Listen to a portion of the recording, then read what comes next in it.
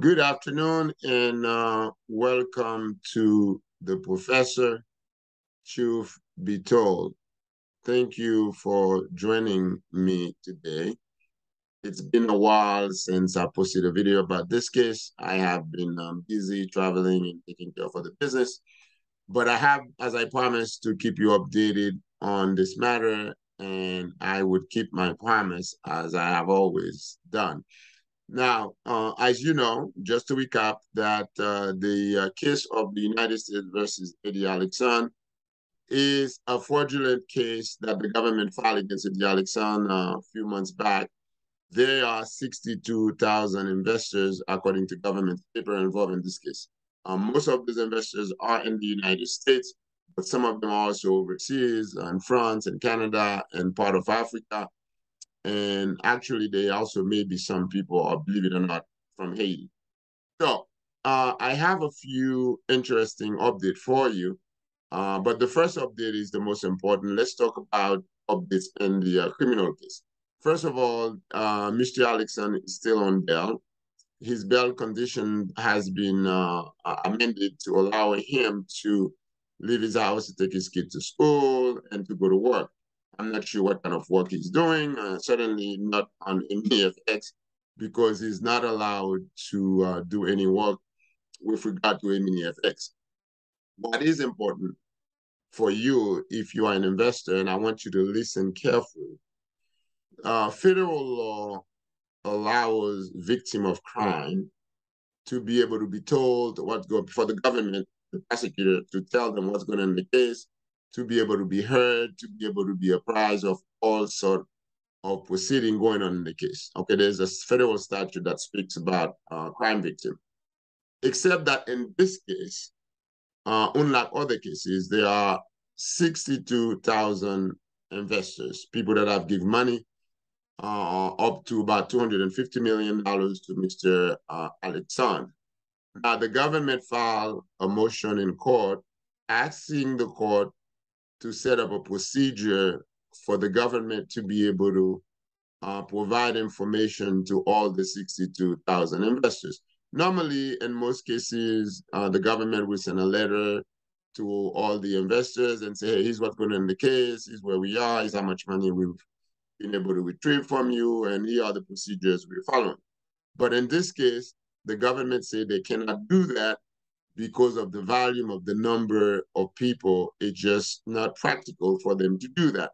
So they're not going to do that. However, what they're going to do, they're going to use their website, the Southern District, the U.S. Attorneys in the Southern District website, to post information about the case, about money they have collected or they've received, about the procedures by which they will return that money to the investors. But the only way for you to find out is to basically look at their website. Now, I look at the website today, Friday, December 16th. There wasn't anything yet about the case, so to speak, or the investors. But I will continue to gather that information, and once I receive it, I will publish it here. But I would also publish on my website, tunewsblog.com, and you could see the name of it, tunewsblog.com. I will publish the name of all the investors on my tunewsblog.com, so you would be able to go there and see that. And I would also post whatever information the government put out with respect to refunding money to the investors. I will have that for you on that website. And of course, if you are a subscriber to my channel, you will certainly get notice of video. When I put them out, you get a notice of it. But so far, the case is going rather well for the government. I don't know how well it's going for Mr. Alexandre, but he's got a good lawyer who's working really hard. Now, the trial is scheduled for March 27, 2023, in a matter of a few months now.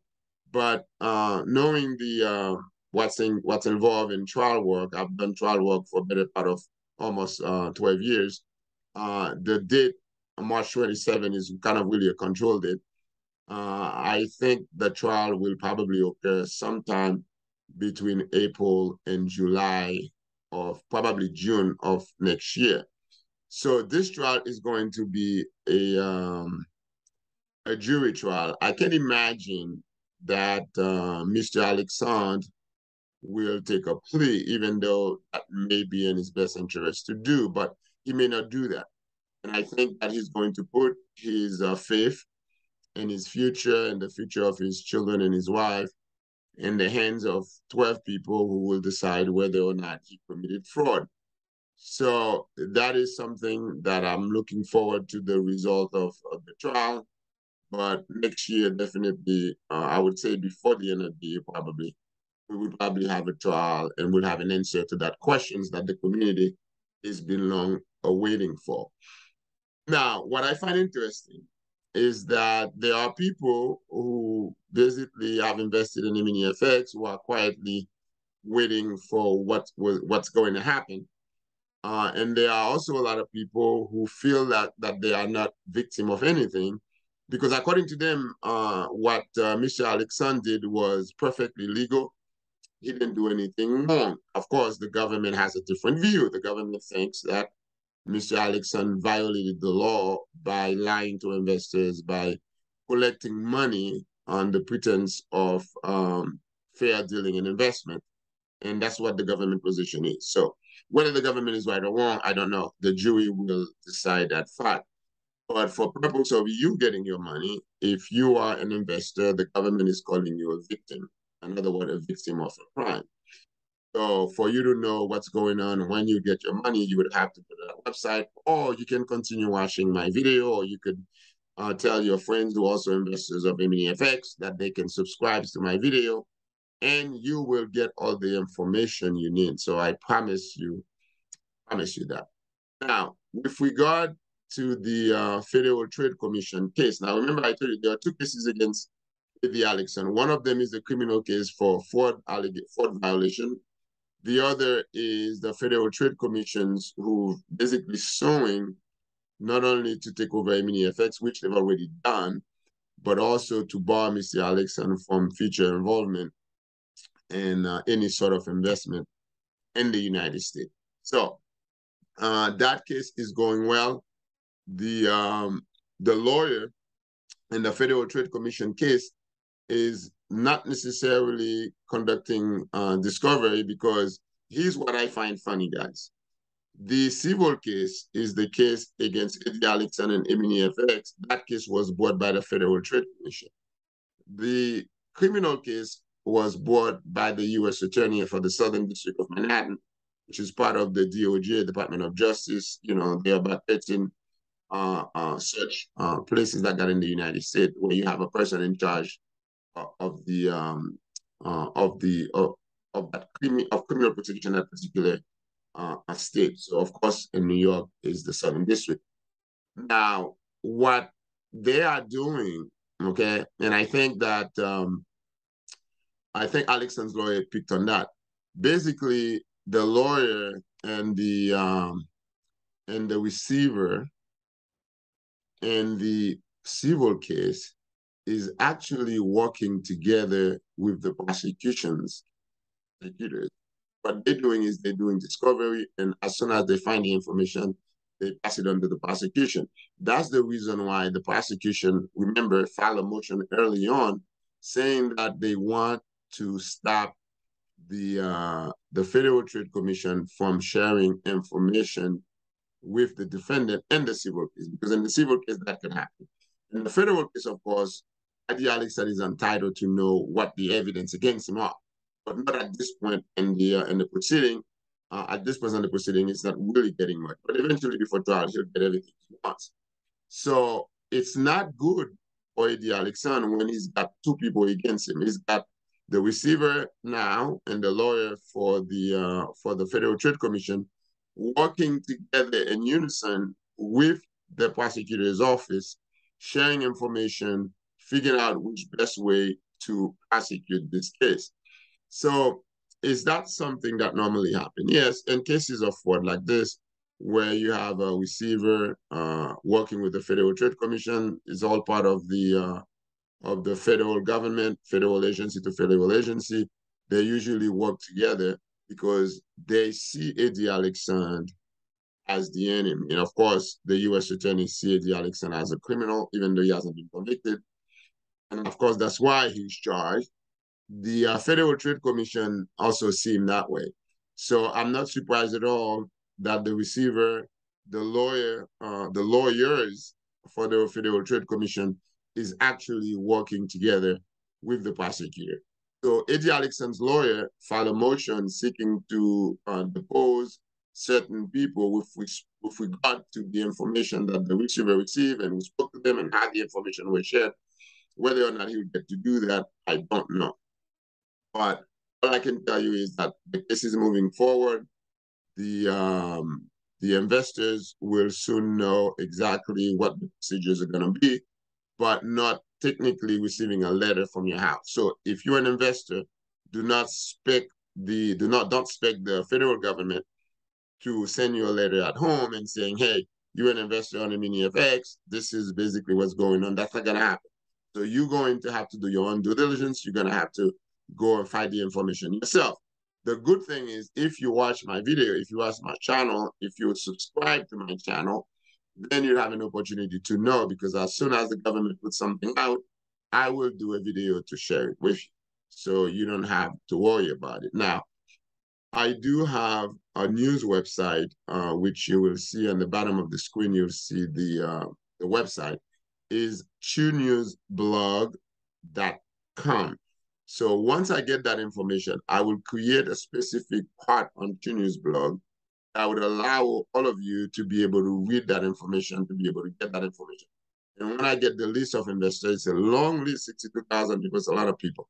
But I would also publish that list. Okay, now there may be people who may not want their name on the list. I think that if you're an investor and you don't want your name on the list that the government is going to publish, you should contact the government and say, please don't put my name on the list. I don't want my name to be public. You have a right to do that. There's a statutory right for you to be able to ask that, but you actually have to ask that. You have to send a letter, have to ask. Otherwise, your name will be there, and most likely how much money you invested. So some of you invested money if you didn't want your friends and your family to know how much money you invested in a mini FX.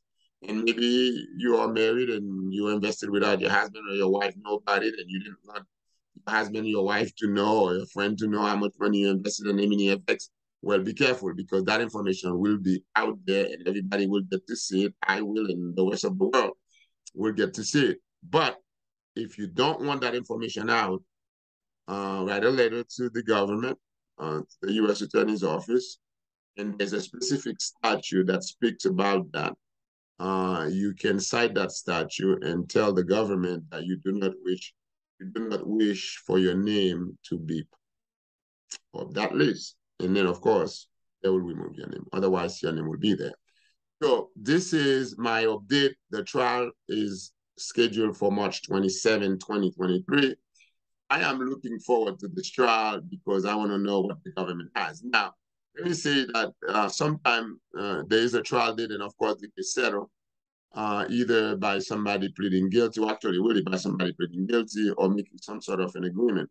In this case, I cannot imagine that Eddy Alexandre would plead guilty, because obviously the position of Eddy Alexandre and some of his supporters is that he did nothing wrong, everything he did was legal.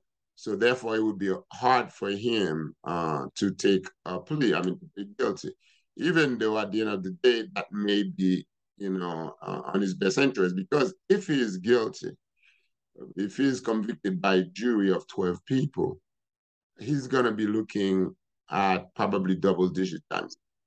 I hope he wins. That's my hope. I hope he goes to trial and his lawyer are able to defend him well, and he's able to testify and so on and so forth. But like I've always said, my job here is not to take side one way or the other, but it's to bring you the facts. And the facts are the government, like I've said before, has a strong case. And I have not seen any evidence that shows differently from the time I've been reporting on this case. I don't know that Eddy Alexandre has any other, evidence or anything to defend him. Certainly, he doesn't have to put up a defense. He doesn't have to say anything. He could just sit there and stay quiet. The government has to prove beyond a reasonable doubt that Eddy Alexandre knew what he did. He knew what he was doing was wrong, and he did it anyway, with disregard to the truth that he lied to the investors, and that the investors did not know what they were doing, and that the promise that he made that the money that he received was from money he earned by investing. All of that issue, certainly, if the government could prove that they are untrue, then Eddy Alexandre is in a lot of trouble. Okay, so thank you so much for watching this video, and I will keep you abreast of what's going on in both cases. Keep coming back. Once I post a video, you will certainly get noticed. But for you to get noticed, you have to subscribe. You're not going to get noticed if you don't subscribe. So you do have to subscribe to the channel, The Professor, Truth Be Told. And I thank you very much. Stay safe. And next time, I will bring more information. Thank you.